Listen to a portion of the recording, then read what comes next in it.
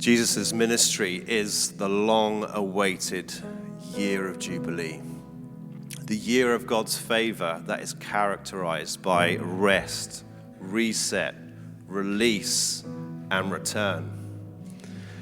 Jesus provides this abundant Jubilee life with God for the dishonorable, the lonely, the sick, the injured, the demon-possessed, enemies, children, women, men, the rich and poor, just as Jesus promised he would do, first at his hometown synagogue on the Sabbath. In Luke's gospel, we see Jesus' Jubilee mission changing more and more lives as he's headed on the road to Jerusalem. That is where he's resolutely set. Here in the capital, Jesus is going to make accessible God's favor, not only to Israel, but to all people in all times, in all places. But it's going to come through Jesus' death around the time of the Passover festival, as he is the new Passover lamb. We heard last night in the Maundy Thursday service that Jesus' saving sacrifice begins as he is attacked and mocked by the temple guards. The unjust nature of these actions is now amplified as Jesus is brought before Pilate. And what follows, as we've heard, is this back and forth exchange between the crowd, which is made up of the elders, the chief priests, the teachers of the law, and with Pilate. Pilate examines Jesus and sees no grounds for Jesus deserving death. He suggests instead for Jesus to be punished, to be flogged, and then to be released. The Jewish leaders demand, though, that Barabbas, the guilty murderer, the insurrectionist, one who led a rebellion against the authorities, that he be released rather than the peaceful Jesus. And so Pilate steps in again and says, why? This can't happen. So he plans to punish Jesus to kind of settle their violent desire and then release him. Eventually, however, the mob-like shouts from the religious crowd of "Crucify him" prevail as Barabbas, this guilty prisoner, is released from his sentence of crucifixion, and Jesus is taken into custody towards his death. In this exchange, can you hear it? There's a word. It's mentioned 5 times. It's very important to Luke. He said it again and again in this account. I don't know if you've heard it. The word is release. Luke is trying to get our attention with this word in this account. The only other time we hear that word in Luke's gospel is right back in the synagogue on that fateful morning when Jesus said these words, "The Spirit of the Sovereign Lord is upon me, because he's anointed me to proclaim good news to the poor.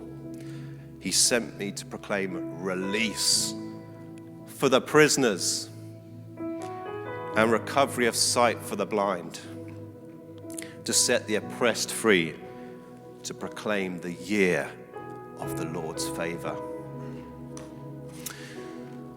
Part of Jesus' Jubilee mission, he draws from this idea. I talked about it on Palm Sunday, Leviticus 25, this original mandate of the Jubilee to release those who, due to their debts and difficult times, require becoming a slave.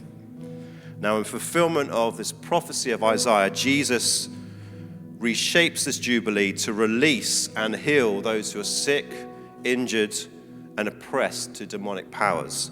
But that's not all Jesus releases. They're not the prisoners alone. In Barabbas' case, it's the releasing of one who's literally a guilty criminal. Barabbas, whose name Bar, meaning son, Abba, meaning father, Barabbas, son of the Father, that's his name, is anything but a son of God. He's presented by Luke as the epitome of someone who destroys lives and wreaks havoc in communities, more like a son of lawlessness. Luke zooms in to this moment, this substitution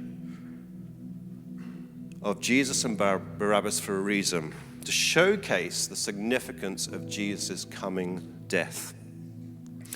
It's at the cross in Jerusalem where Jesus has been heading to all along. He will take on the guilt of the world, including the sins of even the guilty murderer and the bloodthirsty mob. He'll absorb our debts, our entire sinful history, past, present, and future, to release us from our deserved judgment, taking it in our place. To reset our lives, a hard reset through the forgiveness of God. To be at rest with God, relying on his love, the grace of God, without any burden to have to repay God for our misdeeds or have to earn our favor as slaves. We're no longer slaves. To return home, free, innocent sons of the Father. It means that Jesus' death on the cross is therefore good news not just for the oppressed, as we've been exploring over the last number of days, also for the oppressor. For all sinners, whether being the downtrodden, the rejected, the sick, the demon-possessed, the criminal, the insurrectionist, the murderer, and the mob. All who trust in Jesus find release from the sentence of our sinful history, because today is the year of Jubilee. Amen.